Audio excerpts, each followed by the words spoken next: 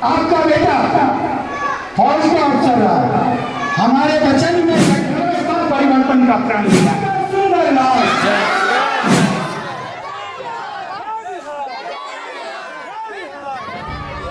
ये जो आप भीड़ देख रहे हैं, ये जो आप जनता का समूह देख रहे हैं, ये जो आप जनसैलाब देख रहे हैं, ये अब विंग कमांडर रंजीत के लिए जनसंघर्ष में बदलता हुआ दिखाई दे रहा है। ये जो आप देर शाम पदयात्रा करते हुए सैकड़ों की तादाद में भीड़ देख रहे हैं, ये भीड़ एक उम्मीद की भीड़ है।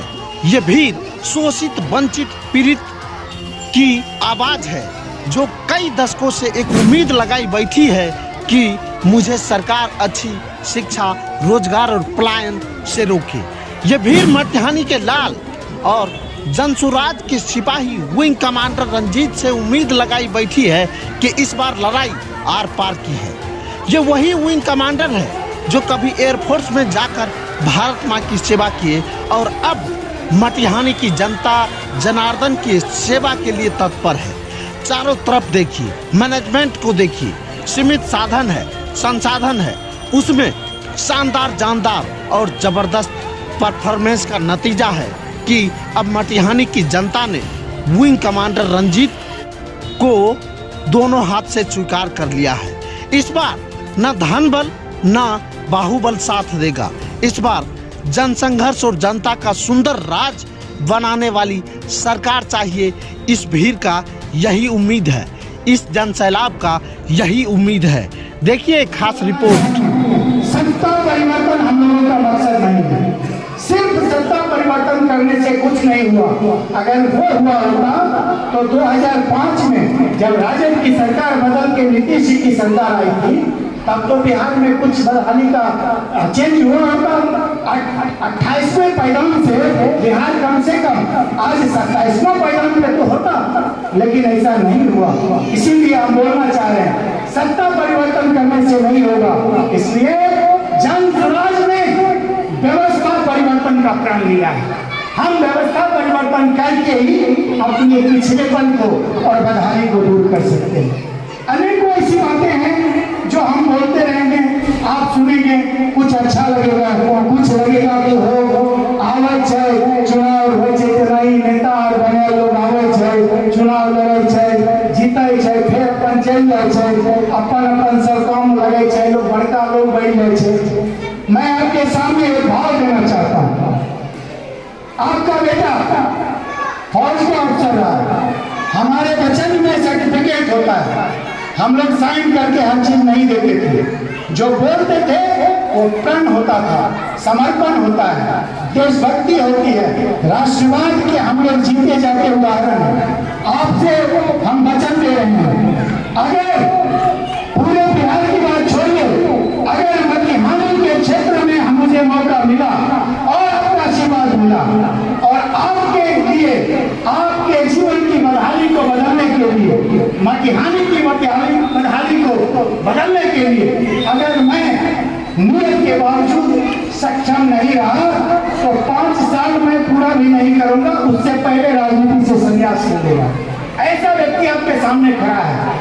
ये सबसे बड़ी दिक्कत है कि पिछले 35 सालों से मटिहानी में जिन जिन लोगों को देखा है, जिन जिन लोगों को परखा है, जिन जिन लोगों से किसी न किसी रूप में सोचा है कि मटिहानी का हाल बदलेंगे, उन लोगों ने नियत होते हुए भी अगर नियत थी तो उनमें हो सकता है काबिलियत नहीं थी। मैं ये तो नहीं कह रहा हूँ कि मैं बहुत काबिल हूँ, लेकिन मैं इतना जरूर कह रहा हूँ कि हमारे जैसा व्यक्ति अगर आपके चरण में है तो सोचिए कि हमारे नाम से ना तो आज तक कोई FIR लिखा है, हमारे नाम से ना किसी महिला का कोई कंप्लेन आवेदन है, हमारे नाम से ना किसी क्रिमिनल का कोई केस दर्ज है, हमारे नाम से ना किसी बेईमानी और घूसखोरी का कोई केस दर्ज है।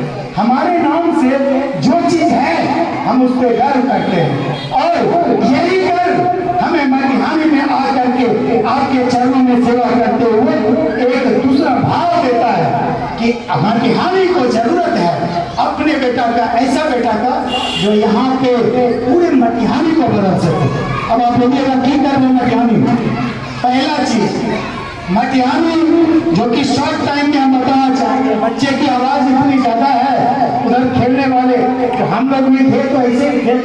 थे, कुछ फर्क नहीं पड़ता था, कोई बोले कोई कुछ करे, बच्चा तो बच्चा है, आपने धूम में थोड़ा सा हम 2 मिनट वक्त लेंगे।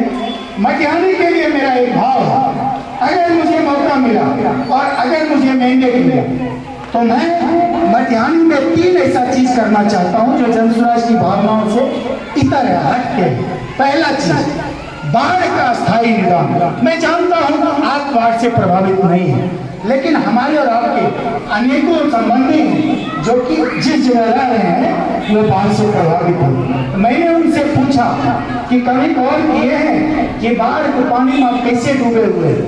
हम पूछे कि कभी महसूस के लोग केना डूबल छो, कल जानथिन गंगे माई। मैंने उनको कहा कि गंगा माई नहीं जानते, जान लो कौन?